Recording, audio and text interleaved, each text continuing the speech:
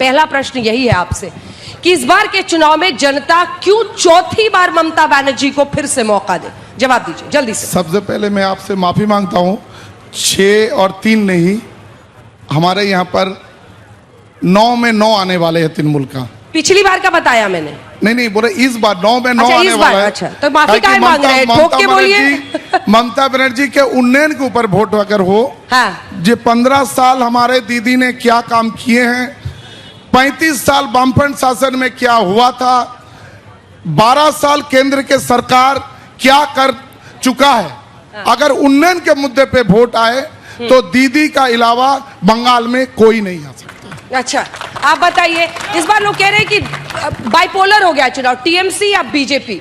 अगर ऐसा है, 77 सीटों पे पिछली बार आप लोग अटक गए थे, क्या ममता दीदी को बंगाल में आपको लगता है चुनौती दे पाएंगे, आप लोग हरा पाएंगे? सबसे पहले मैं आज तक के सभी दर्शकों को मैं नमस्कार, और आसनसोल वासियों को मेरा नमस्कार। अंजना जी, आपको भी मेरा बहुत बहुत धन्यवाद, नमस्कार। सभी बंगाल के वासियों को और देश के वासियों को मेरा हार्दिक अभिनंदन। क्योंकि आज हमारे टीएमसी के नेता ने कहा कि इस बार विकास के नाम पर बंगाल में वोट होगा, 9 विधानसभा जीतेंगे। यह बिल्कुल नहीं है। आज 15 सालों में टीएमसी सरकार ने सिर्फ तुष्टीकरण के राजनीतिक, भ्रष्टाचार के राजनीतिक और यहाँ पर सभी को बांटने के राजनीतिक, महिलाओं का सुरक्षा। आज आप देखिए पश्चिम बंगाल में हमारे युवाओं का भविष्य क्या है। यहाँ फैक्ट्रियां बंद है, हमारी महिलाएं दिन प्रतिदिन रेप होता है, हमारी महिला यहाँ असुरक्षित है, हमारी महिलाओं हक को छीना जाता है, हमारे युवा बेरोजगार है, 26,000 नौकरियां यहाँ से चली गई, हमारे शिक्षक घोटाले हुए, विभिन्न प्रकार के घोटाले हैं, 650 करोड़ के घोटाले हुए। तो ये सरकार सिर्फ भ्रष्टाचार की सरकार है, ये दुर्नीति की सरकार है, तुष्टीकरण की राजनीति करती है, ये तुष्टीकरण की सरकार है, विकास का कोई नाम नहीं। मैं दावे के साथ कहती हूँ कि भारतीय जनता पार्टी 9 में 9 विधानसभा यहाँ जीतेगी और पश्चिम बंगाल में बहुमत से हमारे भारतीय जनता पार्टी की सरकार बनेगी, ये मेरा वादा है और जनता का मन है, आई मोदी जी का गारंटी है। अच्छा, हो गया, आप भाषण थोड़ी देना, अपनी अपनी पार्टी का पक्ष रखना है। इन लोगों को लगा कि जनता आ गई, भाषण देना शुरू कर दो, 10-5 वोट आ जाएगा। पर ये बताइए, कांग्रेस और वामदल क्या बचा है?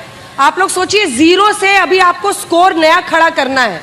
क्या लगता है, क्या ऐसा किया आप लोगों ने कि जनता ने 0 पे पहुंचा दिया कांग्रेस को? मैम देखिए, जनता जनार्दन होती है और जनता ने अगर 0 पे पहुंचाया है तो जनता जो है वो फलक पर भी पहुंचाएगी, ऐसा विश्वास है। क्यों? क्योंकि आज एक ही सिक्के के 2 पहलू हैं, चाहे वो तृणमूल कांग्रेस हो, टेंडर में कट, तोला में कमीशन, हर जगह केवल भ्रष्टाचार। और देखिए, मेरे भाजपा के मित्र भी और आम जनता भी ताली बजा रहे हैं इस बात पर, मगर भाजपा भेदभाव की राजनीति करती है और दूसरा पक्ष जो है भाजपा का, वो बताता है कि वो उस दर्द पे राजनीति करती है जिस दर्द को संभाल नहीं पाई तृणमूल कांग्रेस। जो रेप्स महिलाओं के हुए, जो बलात्कार हुए, उसका समाधान नहीं दे पाई ममता बनर्जी। मगर भाजपा ने क्या किया? मणिपुर के बारे में बात नहीं की। हम तो संदेश खाली की भी बात करते हैं, आरजी कौर की भी बात करते हैं, हर उस बेटी की बात करते हैं जिसके साथ अन्याय होता है, लेकिन भाजपा उस दर्द पर राजनीति करती है और जनता इनको सबक सिखाने वाली है। जनता का सवाल नहीं, उससे पहले वाम दलों का ऐसा हाल क्यों हो गया है पश्चिम बंगाल में? दशकों तक शासन की है, अब 1 सीट जनता देने को तैयार नहीं है। जनता जनार्दन होती है, जनता का जो बात रहता है, ये जो मीडिया का काम रहता है, यानी नेशनल मीडिया का जो काम रहता है, उस नेशनल मीडिया का काम रहता है कि वोट को एक बाइपोलर सेक्शन में लाकर खड़ा कर दो। क्योंकि अगर वोट को बाइपोलर सेक्शन में खड़ा कर दिया जाए तो भाजपा और तृणमूल और भाजपा किया जा सकता है। और इसी चक्कर में बंगाल में वोट हुआ था, पिछली बार बंगाल में इसी बाइनरी में वोट हुआ था, लेकिन इस बार बंगाल में उस तरीके का वोट नहीं होगा। क्योंकि बंगाल में जानती है कि जो तृणमूल के नेता लोग थे, जो तृणमूल में थोड़ा बहुत अपना जान पहचान नहीं कर पाए, थोड़ा बहुत इनकम नहीं कर पाए, थोड़ा बहुत कमाई नहीं कर पाए, वो लोग जाकर भाजपा में जाकर ज्वाइन किया है। तो बंगाल बीजेपी है तृणमूल का आधा, जो तृणमूल में था वो तृणमूल से जाकर बंगाल में आधा बीजेपी का काम करता है। हाँ। तो बंगाल में भाजपा और तृणमूल एक ही चीज है, तो लड़ाई वही 2011 का ही है। वाम बनाम तृणमूल, बीजेपी जो एक ब्रैकेट में आप रख लीजिए, वाम बीजेपी एक ब्रैकेट में, सॉरी तृणमूल और बीजेपी एक ही ब्रैकेट में रहेंगे कि लड़ाई यही होगा कि तृणमूल बनाम वाम का। आप यहाँ आए किस लिए पूछा जाए ना भाई। ओवैसी साहब यहाँ लाए हैं मुस्लिम वोट बांटने के लिए आए हैं क्या? ओवैसी साहब आप यहाँ आए किस लिए? राज तिलक ने बुलाया इसलिए, और अंजना मैडम का स्वागत करना था, इसलिए आसनसोल के सरजमीन में आपका स्वागत है। अब बताइए करिएगा क्या? देखिए करना कुछ नहीं पहले है। खोज लिए मुस्लिम बहुल सीटें, दूरबीन से लगा लगा के खोज लिए लड़ने के बात लिए। मुस्लिम बहुल सीटों की नहीं है। हाँ। जो लोग एक secular, so called secular parties, जो मजलिस इत्तेहादुल मुस्लिमीन असदुद्दीन अवैसी साहब को बदनाम करने के लिए एक नैरेटिव सेट करके रखा है इन लोगों ने, बी टीम और मुस्लिम वोटों का तुष्टीकरण। हमारा ये काम नहीं है। आप देखेंगे बैरिस्टर असदुद्दीन अवैसी साहब ने SC, ST, OBC, माइनॉरिटीज, इन सब पर बात की है, सिर्फ माइनॉरिटीज और मुस्लिम आरक्षण पे बात नहीं की है। तो आप जो कॉल्ड सेक्युलर पार्टीज की सवालात हैं वो आपके माध्यम से आप हमें ना थोपे प्लीज।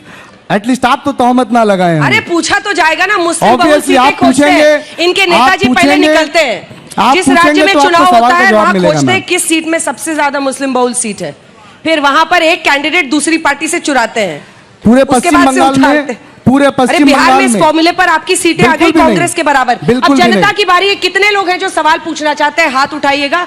मेरी कोशिश होगी मैं ज्यादा से ज्यादा लोगों के सवाल लूं, और ये रंग तो पश्चिम बंगाल के दिखाते ही रहिए, इतना सुंदर, वाह अद्भुत।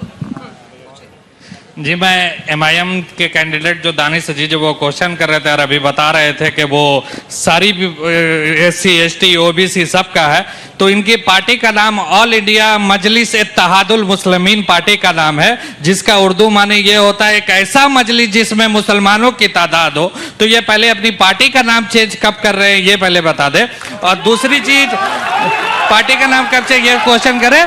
और दूसरा मैं बीजेपी से क्वेश्चन करना चाहता हूँ, ये लगातार 3000 रुपया का पूरा प्रचार वेस्ट बंगाल में चलाए हुए हैं, और अभी अभी 2-3-4 दिनों से इन्होंने फॉर्म भी निकाला है कि आप 3000 रुपया का फॉर्म भराइए और आधार कार्ड दीजिए और इलेक्शन के बाद आपके अकाउंट में 3000 रुपया चला जाएगा। तो मेरा क्वेश्चन ये है कि 8 मार्च 2025 को मोदी जी ने दिल्ली में वादा किया था कि 25 रुपया करके सारे अकाउंट में चला जाएगा, तो वो पैसा कब मिलेगा? पहले चलिए ठीक है, पहले इन्हीं से पूछ लेते हैं। मजलिस अपनी पार्टी का नाम तो पता होगा ना? मेरे पार्टी का नाम ऑल इंडिया मजलिस इत्तेहादुल मुस्लिमीन है। हाँ। और ये इत्तेहाद मतलब? का नाम है, मतलब ये इत्तेहाद का नाम है। AMM पार्टी, असदुद्दीन अवैसी साहब इत्तेहाद की बात करते हैं, और तृणमूल कांग्रेस मजलिस इत्तेहादुल मुस्लिमीन मतलब मजलिस इत्तेहादों का मुसलमानों का इत्तेहाद।